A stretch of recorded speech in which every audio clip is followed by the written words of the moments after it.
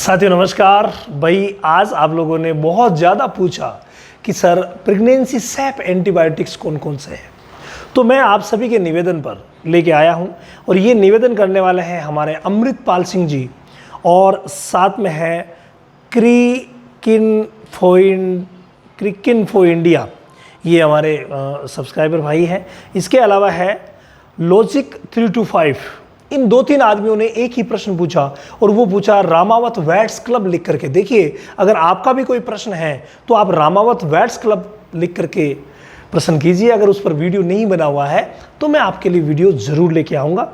और ये पूछ रहे हैं कि sir please pregnancy SAP antibiotic drug के बारे में हमें बताइए।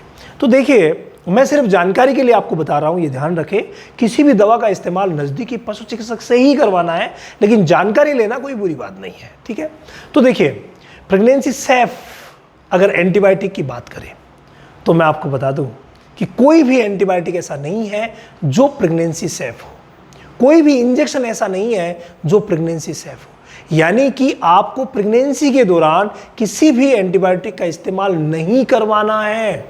लेकिन एंटीबायोटिक कब लगाए जाते हैं? मजबूरी में। मजबूरी क्या होती है? कोई ना कोई सर इन्फेक्शन हो गया, बैक्टीरियल इन्फेक्शन हो गया, तब लगाया जाता है। तो हाँ, जब भी बैक्टीरियल इन्फेक्शन हो और पशु चिकित्सक को लगे कि वाकई यहाँ रिक्वायरमेंट है, तभी एंटीबायोटिक का इस्तेमाल किया जाता है। अदरवाइज एंटीबायोटिक हमेशा पशुओं के लिए और विशेष तौर से प्रेग्नेंट पशुओं के लिए नुकसानदायक होते हैं। अब बीमारी पकड़ में आ गई कि ये बीमारी है और इस बीमारी के लिए हमें ये एंटीबायोटिक लगाना है। अब मैं एक आपको विशेष बात बताऊं कि जितनी भी बैक्टीरियल डिजीज़ होती है वो सभी बैक्टीरियल डिजीज़ अलग अलग बैक्टीरिया से होती है, ये आप सब मानते हैं। और सभी अलग अलग बैक्टीरिया के लिए अलग अलग एंटीबायोटिक होते हैं। नैरो स्पेक्ट्रम कुछ ऐसे एंटीबायोटिक है जो अलग अलग बीमारियों में काम में आते हैं। किसी में ब्रॉड स्पेक्ट्रम दिए जाते हैं। नैरो स्पेक्ट्रम का मतलब या तो वो ग्राम पॉजिटिव के खिलाफ काम करेंगे बैक्टीरिया के खिलाफ, या फिर ग्राम नेगेटिव बैक्टीरिया के खिलाफ काम करेंगे। और ब्रॉड स्पेक्ट्रम का मतलब होता है कि ग्राम पॉजिटिव और ग्राम नेगेटिव दोनों ही बैक्टीरिया के खिलाफ काम करेंगे। तो यहाँ आपको तय करना होता है कि कौन सी बीमारी है और बीमारी के अकॉर्डिंग लगाना होता है। अब यहाँ हम देखें कि चलिए बीमारी के अकॉर्डिंग हम लगा देंगे। और एक बात और कि अगर सभी बातें आप नॉलेज लेना चाहते हैं तो हमारा जो रामावत एनिमल ऐप है उस पर हर महीने की 21 तारीख से ऑनलाइन सेशन शुरू होता है, जहाँ हर एक बीमारी के बारे में जानकारी मिलती है कि ये बीमारी जो है वो क्यों होती है, इसका रीज़न क्या है और इसके लिए ड्रग ऑफ चॉइस क्या है। तो जो ड्रग ऑफ चॉइस हो उसका इस्तेमाल करवाया जाता है, नंबर 1 बात। अब नंबर 2 बात की तरफ जाते हैं कि चलिए कि हमें एंटीबायोटिक लगाना कौन सा है जो कि प्रेगनेंसी सैप हो। तो अगर आप लगवाना चाहते ही हैं तो प्रेगनेंसी सैप में अगर हम जनरल देखें, देखो अगर डीपली देखें तो जो बीमारी है उसके हिसाब से ही होगा और फिर उस एंटीबायोटिक का निर्धारण होगा कि सैप है कि नहीं है। लेकिन जनरली अगर देखें तो सेफेलोस्पोरिन ग्रुप के कई एंटीबायोटिक्स है जो सैप है।